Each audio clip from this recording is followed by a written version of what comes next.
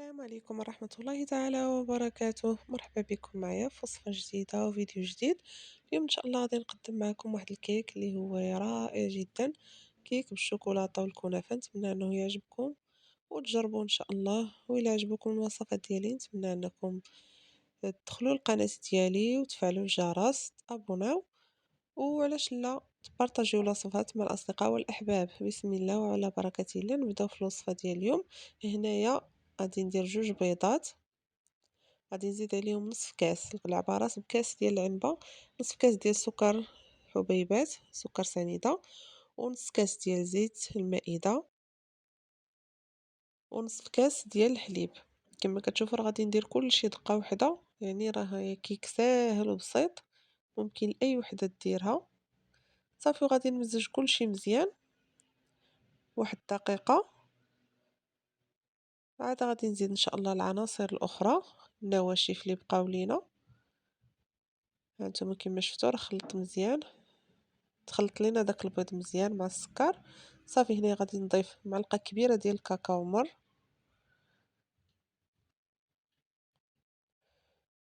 وهنايا درت جوج ساشيات ديال ديال خميرة الحلويات من فئة 7 غرام، وكاس بنفس العبار كاس العنبة ديال الدقيق الأبيض اللي غربلناه.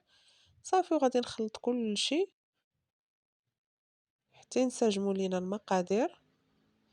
وكما غادي تشوفوا الكيك ديال الشوكولاتة دائما خصو يكون خفيف شوية، ما يكونش بحال الكيك الاخر العادي ديال الفانيا ولا ديال الحامض. مهم الكيك الاخر اللي كيكون بيض.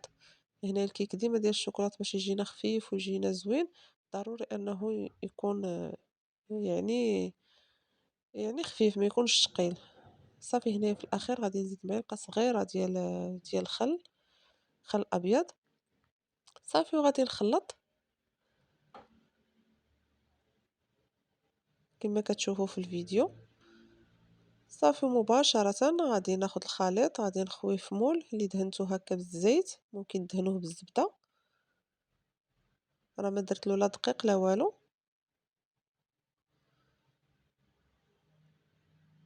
دهنتو غير بشي شوية ديال الزيت.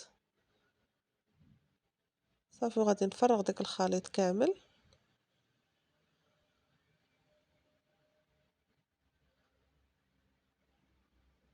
صافي وغادي نحاول نسرحو بديك السباتيل من الوسط هكا باش ما يجيني مستوي. كما غتشوفوا ملي غادي يطيب غادي يكون كله مقاد، ما غاديش يجيني هكا منفوخ من الوسط. صافي غادي ندخلوه الفران درجة الحرارة ديالو 180 درجة، اولا مهم نقصوا على البوطه اللي عندها الفران ديال الغاز. صافي طيبوا غير من التحت مزيان حتى ينشف وصافي. هنايا عندي واحد 250 غرام ديال الكنافه، كما كتشوفوا انا قطعتها هكا بالموس. مهم اللي عنده الوقت، حيت انا عاد خديتها اللي عنده الوقت ولا اللي عندها في المجمد راه دغيا كنفرتها غير بيديا. ملي كتكون عندي في المجمد راه دغيا دغيا كتقطع. صافي هنايا في مقلاة اللي الحرارة طبعا غادي ما تكونش مجهدة، كما شفتوا راه نقصت على البوطه. غادي ندير ديك الكنافه، ما غادي نزيد عليها لا زبده لا حتى شي حاجه. صراحه الا تحمرات هكا بلا زبده كتجي مقرمله وكتبقى فيها ديك القرمشه، عكس ملي كدير لها الزبده ما كتبقاش مقرمشه فاش ما درتيها كتولي بحال رطبه. جربوها وردوا عليا. مهم حمروها غير هكا ولا ديروها في الفران، يعني كاين 2 طرق، ممكن ديروها في اللاطا ودخلوها الفران تبقاو تحركوها مره مره حتى كتاخذ لكم داك اللون المذهب. صافي هنايا الكيك بعد ما خرج غادي ناخذ واحد كاس ديال العنبه ديال الحليب اللي هو بارد. صافي الكيك راه سخون يلا خرجته. صافي خويت عليه داك الكاس كامل، وكما كتشوفوا الكيك ها هو كما شفتوه راه يعني مستوي هكا، ما منفوخش من بلاصه وبلاصه لا. صافي وهذه هي الكنافه اللي حمرنا، شوفوا كيف كتجي، كيجي اللون ديالها زوين. هنايا عندي عجينه ديال البيستاش، وعندي شويه ديال البيستاش اللي مهرمش.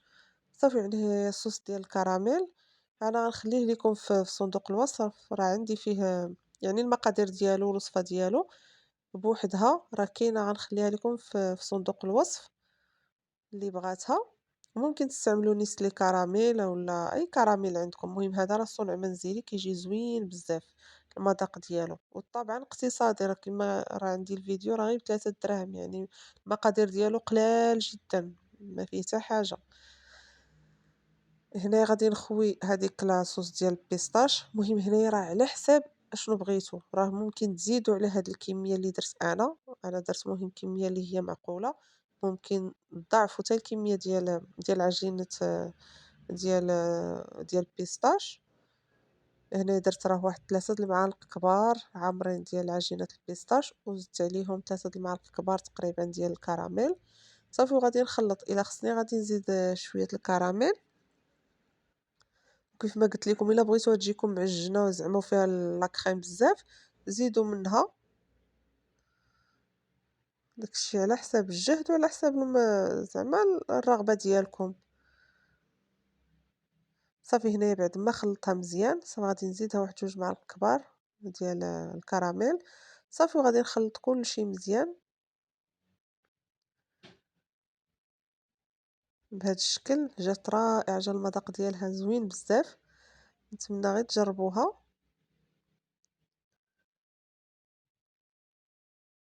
صافي هنا ممكن راه تخلطوها بيديكم من الأفضل باش يمتزجوا لكم دوك العناصر مزيان.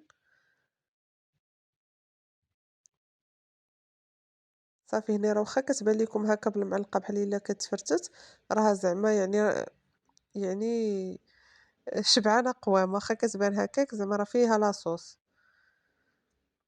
صافي هنايا غنسرحها فوق الكيك، صافي وغادي نحطها على جنب، وغادي ندوزو إن شاء الله باش نوجدو الكاناش ديال الشكلاط.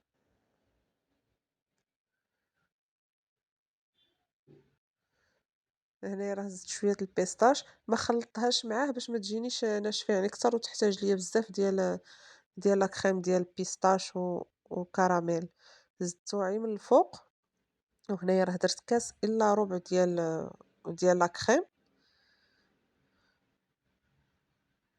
ودرت هنايا المهم واحد 15 درهم هكا ديال شوكولا غيش، المهم ممكن ديرو غير بديل الشوكولاتة، غير هذا طبعًا راه فيه المذاق تيكون زوين. صافي راه غليت هاديك الكريمة في الكاسرونة، صافي وخويتها مباشرة على داك الشكلاط راه دغيا كيدوب. صافي هنا غادي نجي نسرّحها بالخاطر، نسرّحو على ديك الطبقة ديال الكنافة.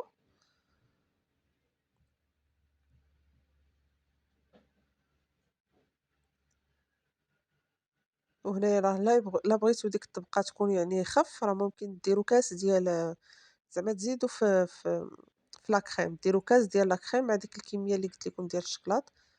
أنا د أنا خديت كيما قلت لكم 15 درهم، ما عرفتش زعما العبار ديالها بالضبط، ولكن غادي تكون تقريبًا واحد الكاس ديال العنبة ديال الشكلاط.